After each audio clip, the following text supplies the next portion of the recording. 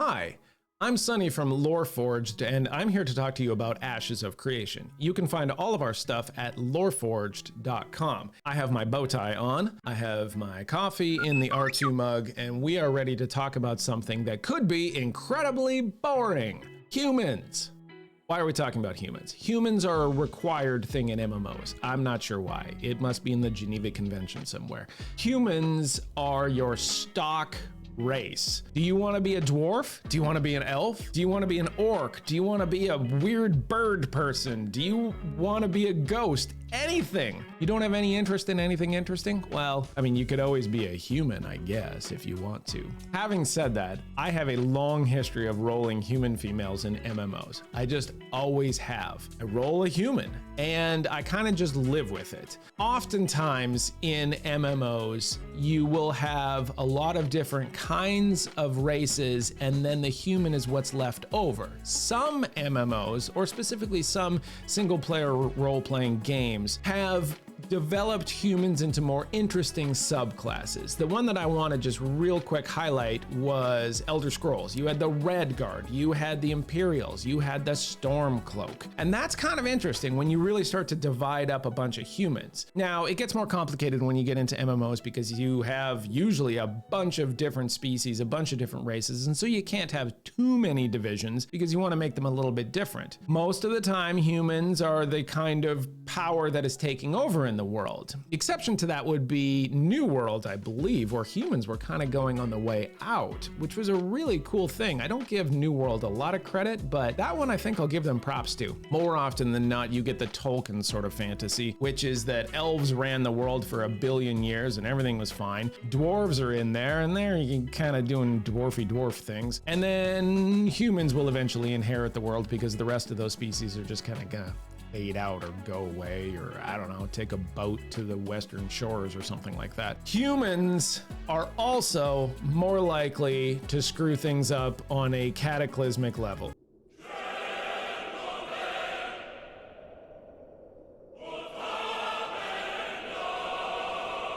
It seems like humans really like to botch the whole plan. And that is no different in Ashes of Creation, which is where we're gonna start. So you had the Tauren Empire, which is a empire of half human, half elf, all cop. Is it too late in the world to make a RoboCop reference? Does anybody have any idea what I'm talking about? Your move, creep. Anyway, the Tauren Empire was this empire of half humans, half elves, and it was run for the longest time by a guy named King Aatrax. Now, Cash has a video coming out about King Aatrax, and it's going to be just chef's kiss. King Aatrax does the most human of human things, looks for immortality. That is just such a human trait. Not happy with a short shelf life, want that immortality, want that long life. Well, he makes a deal with the ancients, who are descendants from the gods, and well, the ancients kind of pull one on him, and he ends up undead, ends up as a lich. All his people end up as undead. It goes badly. I feel like if there's gonna be a race that's gonna screw it up on a big scale, it's gonna be humans. Dwarves have their moments where, you know, you dig a little bit too deep and awaken the Balrog or something like that. You shall not pass!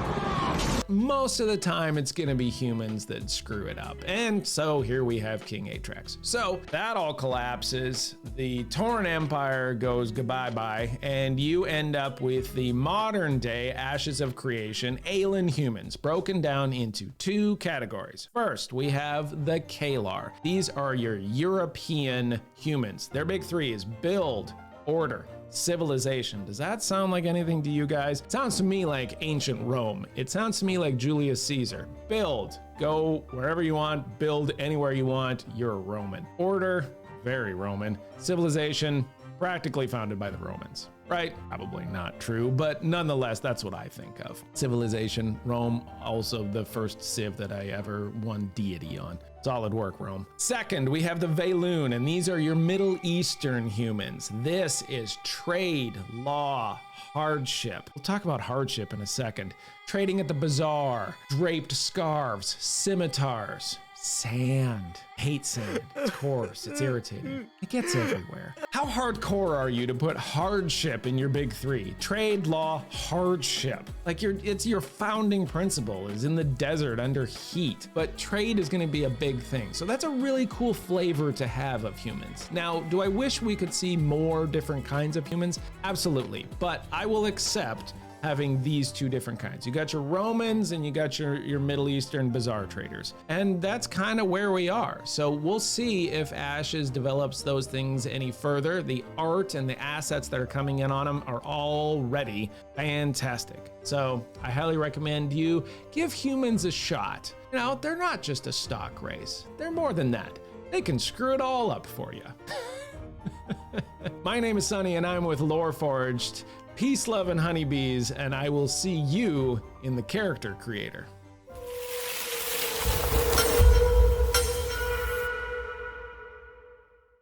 Humans are definitely going to screw this world up.